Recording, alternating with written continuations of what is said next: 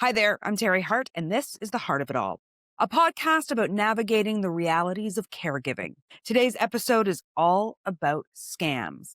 And as much as we are all vulnerable, seniors, they are particularly targeted. Almost everyone I know has a story, and I'm sure you do too, whether it be yourself, a family member, or even a friend of a friend. As for me personally, I was a victim, and my parents were also targeted. Let's take care of it.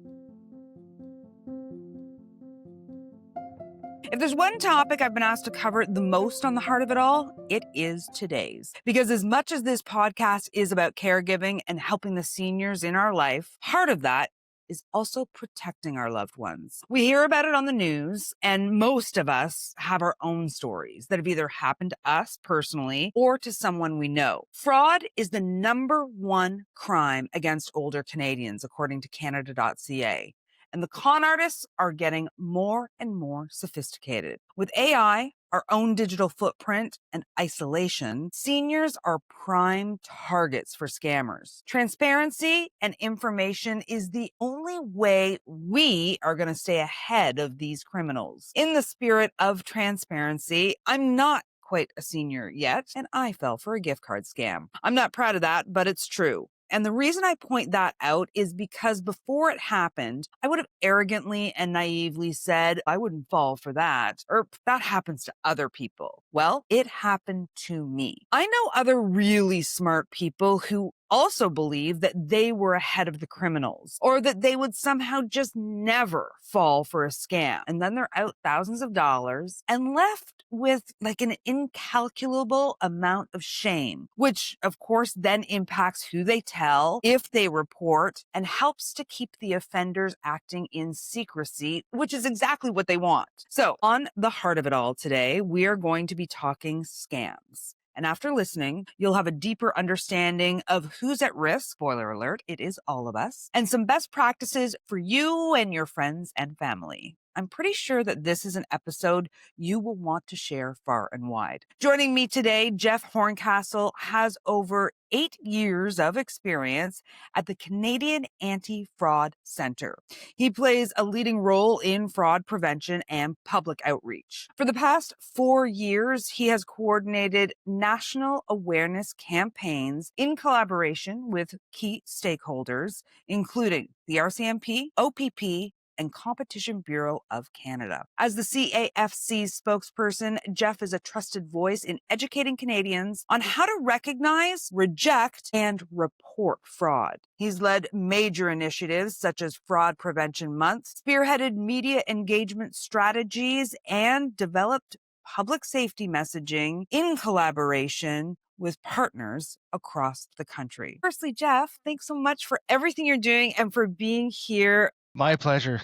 Really happy to be here. So I really want to start with understanding why seniors are particularly vulnerable to the scam artists out there. You know, there's not one reason why. I don't think they're necessarily overall more vulnerable. They're definitely, from, based on our data, more targeted when we're looking at certain types of fraud. But with that being said, there are factors that come into play that do make them a little more vulnerable in some cases. So they may be a little more trusting than other age groups or other demographics, which makes them less likely to hang up or question suspicious activity. So they'll tend to listen to what the other person says. They may not be up on technology as much as other demographics. So there's not one reason. It's more of a combination of reason, and it's something that we can definitely do better. Yeah, well, that's what we're going to be doing here on this podcast with you specifically. I'm interested that you said certain types of fraud. What are the certain types of fraud that specifically you see seniors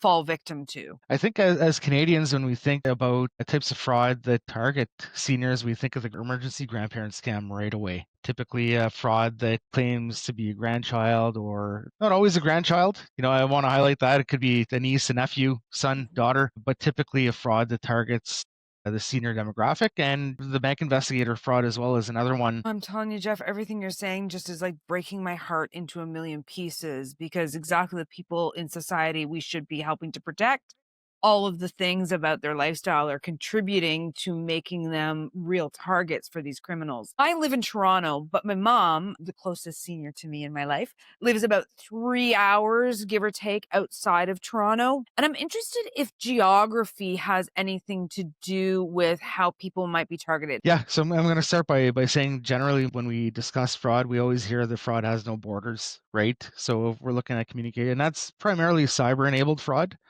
where we're getting text messages or emails. We look at our phone and there's a good chance that we're going to see some kind of fraud, right? Whether we're looking at our inbox and our junk folder or spam folder. With that being said, there are certain types of fraud that do target different regions. So whether it be like door-to-door scams or, advertisements on social media offering duct cleaning or some kind of service or equipment in your area for, a heat pump or whatever the case may be. They target certain areas, and geography does play a factor in some cases. So, geography meaning, are people more apt to see that in bigger cities, or are they more apt to see it in smaller cities? It's a good question. Maybe a little more in rural communities, but with that being said, I don't have a statistical breakdown for that. So because of the crackdown on door-to-door scams in Ontario, we're seeing less people going around, but more so trying to make an appointment on social media so they can go to the victim's residence as a workaround. We're going to talk about social media and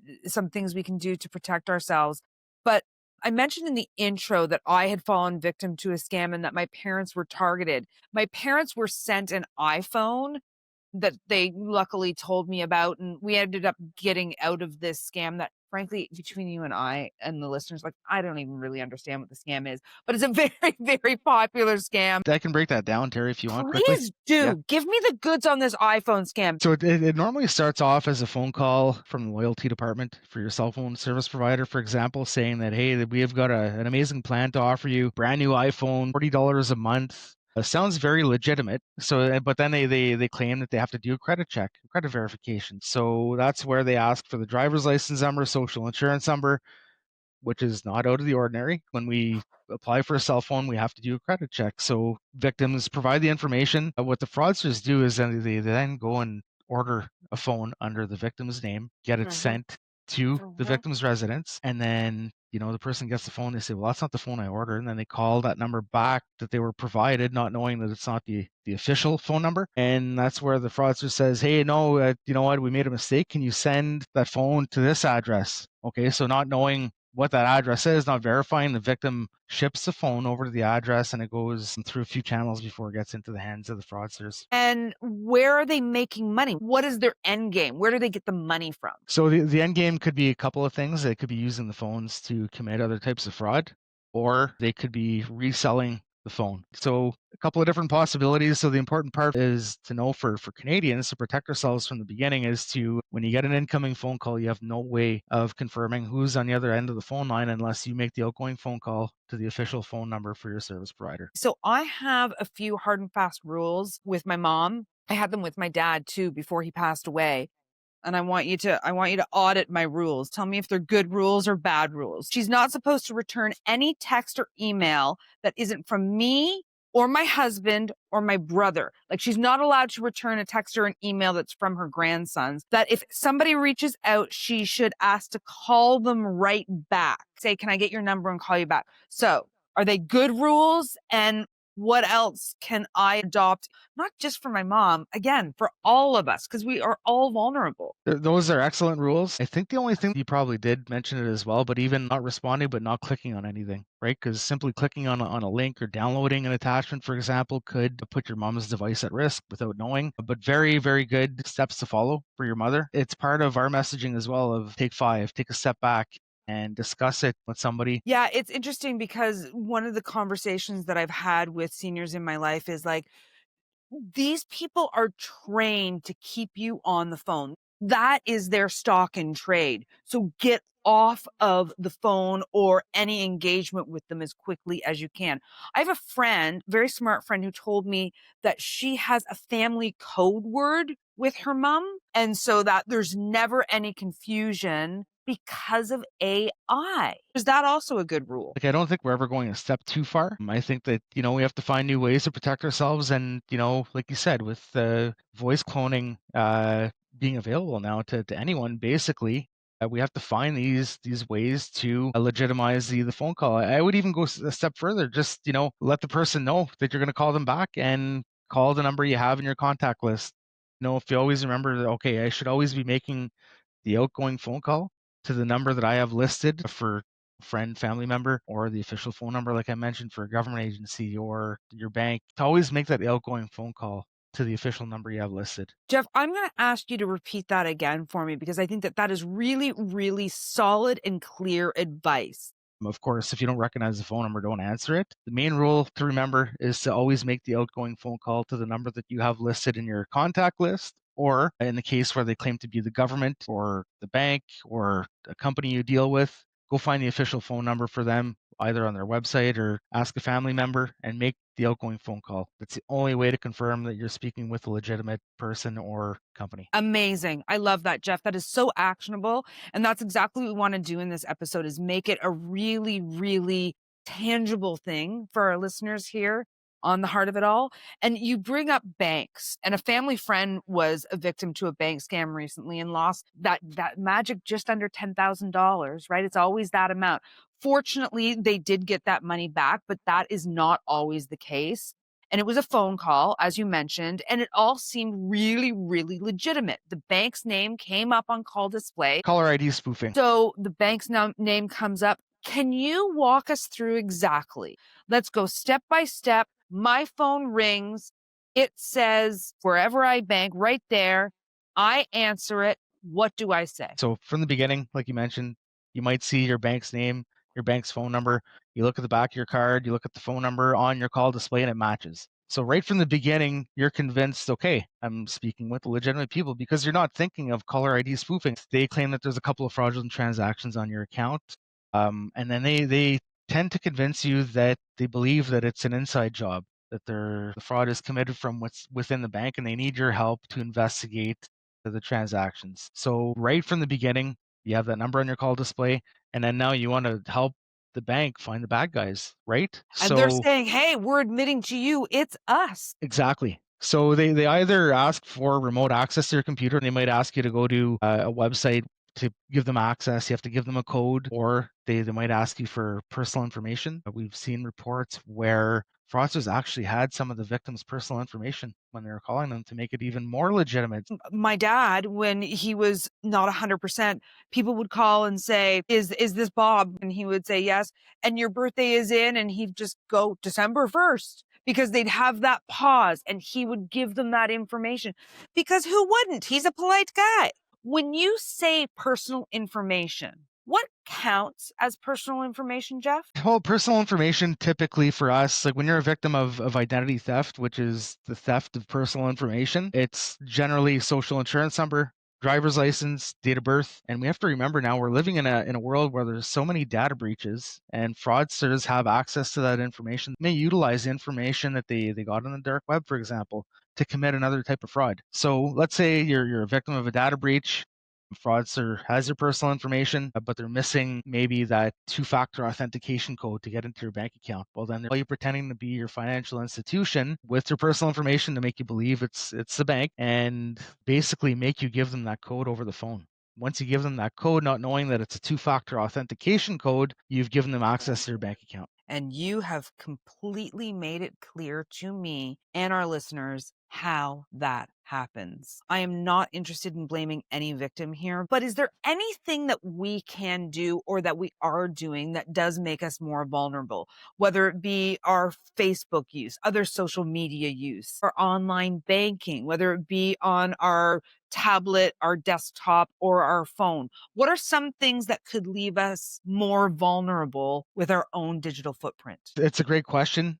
And there's different factors that come into play there. So number one is technology. There's so much chat about artificial intelligence. It's overwhelming to know how it's being used in fraud, right? So automatically when we think of artificial intelligence, we think of deepfakes, but it's used in so many different ways, and it's used to analyze data. So when we're sharing a lot of personal information on social media, like birthdays, anniversaries, family connections, this is giving fraudsters some of the details that they need to perpetrate some of the types of fraud to make it more personal. AI is able to analyze data on the web and collect that information before they go in for a phishing attack, for example. So we always advise to limit the amount of information you're sharing across social media Oh, platforms. Jeff, I love my Facebook birthday messages. No, I know. They're ruining all the good things in my life. My Facebook birthday messages make me happy. But there are ways around that. I mean, you can set your, privacy settings so only your friends are able to see it. And if you really want those birthday messages and that's what you look forward to, which, I think a lot of us do, I think it's a good rule to look into how to set your privacy settings so not anyone can see that information when they're looking you up. I have to tell you, sir, you are giving me so many ideas on what I am going to talk to our tech experts about on this program. Because I think that understanding tech and where we are in control and not in control is really kind of the next stage of this conversation around scams and fraudsters and criminals. Exactly. And I think it kind of applies to that the common Facebook cloning we see. If you're not making your friends list viewable for the public, then these people have no way of knowing who to add. So they can clone your account, but they can't add your friends because they can't see your friends. Your privacy settings are important. Yeah, that was very instructive to me after my dad died. One of the first things that happened was somebody cloned his Facebook, and it was devastating that we immediately shut down his Facebook completely and totally.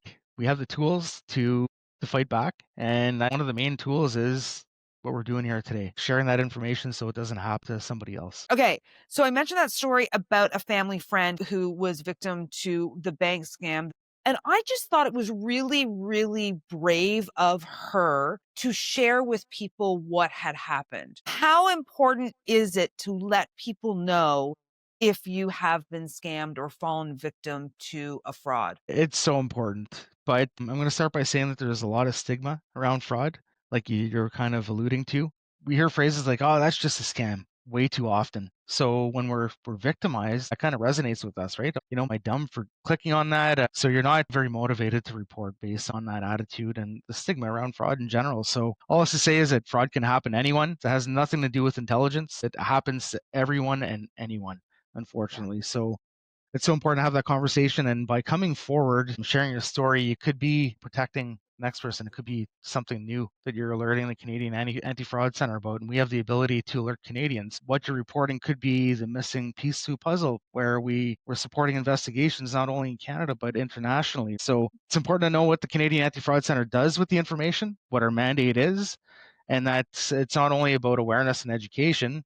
We support investigations. We share linkages between reports from all across the country to support investigations internationally. I love that. You never know how sharing that piece of information could move an investigation forward. Not only could you do something to impact your own personal experience, but you could actually be a hero in telling your story. 100%. And that's why, like, even if you've been a target of fraud, you can report to the Canadian Anti-Fraud Center on our website, antifraudcenter.ca.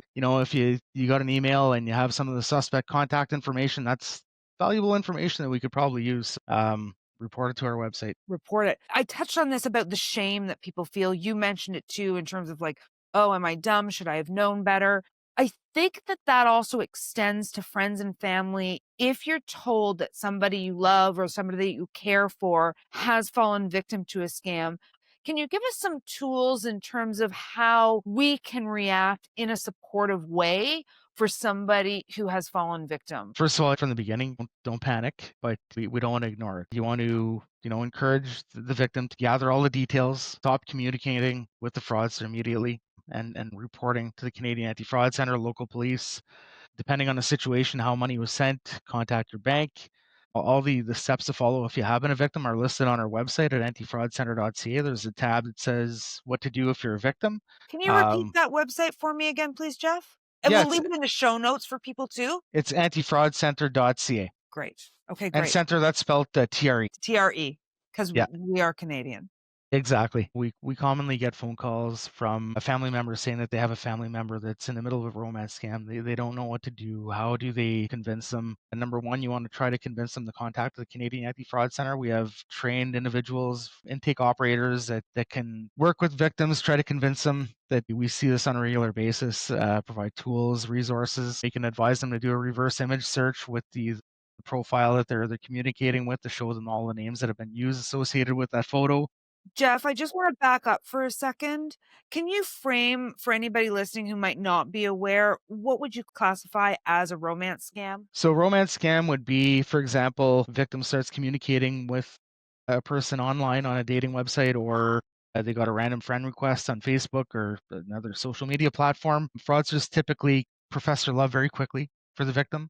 They sometimes communicate with victims for months or years before asking for money, to be sure that when they do ask for money, they can ask for more because they have that emotional connection, which makes it more challenging for family members that are aware. So very challenging. Try to get local police involved if it does happen. If you know somebody that's going through it, contact the Canadian Anti-Fraud Center, and use the resources that are listed on our website. You know, you mentioned earlier, Jeff, that grandparent scam. It seems to me that once we start talking about what the criminals are doing, they've already changed their game. So how do people stay up to date on what current scams are out there and how they can protect themselves from them? There's a few different ways to stay up to date. Obviously you don't want to make gatherings about discussing fraud, but having that conversation, like the new variation of the grandparent scam, if you get that phone call, report it so the authorities are aware, so the Canadian Anti-Fraud Center is aware, so we can share that, decide if we have to put out prevention messaging. And that's how the message spreads, is having those open discussions. And that includes reporting, discussions with your friends, family members. It goes such a long way. Yeah. I mean, in our first episode of The Heart of It All, it was all about starting discussions with seniors in our lives. And I think that you just spoke to that wonderfully. So that's one of the tenets of this podcast, is making sure we're talking to the people we love in our life and keeping them as safe and happy as possible. So, Jeff, I'm going to mention 3 takeaways that I think are really important for people to remember. If somebody calls you, ask for their phone number and call them back, but call back the phone number that you see publicly listed for that organization. Exactly. Yes. Okay. Number 2, privacy settings. Learn them and understand their impact for everything that you're doing online. And number 3, report, report, report. Not only could it have an impact on your case individually, but it could have a greater impact to catching these criminals and protecting other Canadians from them. 100%. Reporting is not just being a statistic or throwing your information in a database. It could be the missing piece to the puzzle that investigators need. And you're also spreading the messaging to other Canadians. So it might be something new, for example, that we haven't seen. It gives us the ability to spread the messaging across Canada through our partners in the private sector, law enforcement, and with government agencies. I love this all so much. You've been so informative and so helpful. I really do think we've been able to give people some tangible skills to not only apply in their own life, but also to share with their friends and family. 100%. If we save one person from being a victim, we've done our job. Jeff, thank you so much. And I really, really appreciate you being here. I cannot guarantee that I'm not going to reach out again, because I bet after this episode, people are going to have more questions. So thank you so much. Thanks for having me. Thanks for listening to this episode of The Heart of It All, a podcast about navigating the realities of caregiving. The podcast was created, executive produced, and is hosted by me, Teri Hart. Co-executive produced by Carrie, Hayden, and Jess Carroll of 601 Digital. Music is provided by Riverside. Please follow us on Instagram, Facebook, TikTok, and YouTube at The Heart of It All Pod. And let us know, have you or your loved one ever been targeted by a scam? And what else do you want to hear on the Heart of It All podcast? If you like the podcast, please subscribe and share this episode with someone you think could benefit from these conversations. Also, consider giving us a review on Apple Podcasts, Spotify, or wherever you listen to your podcasts. And please, always take care. Well, you know, for every episode for the Heart of It All podcast, I love to recommend a TV show or movie that's kind of in line with what we're talking about. And for this week's episode, of course, it's June Squibb's Thelma, a fantastic performance, and reminds us about communication and how seniors feel when somebody tries to take advantage of them.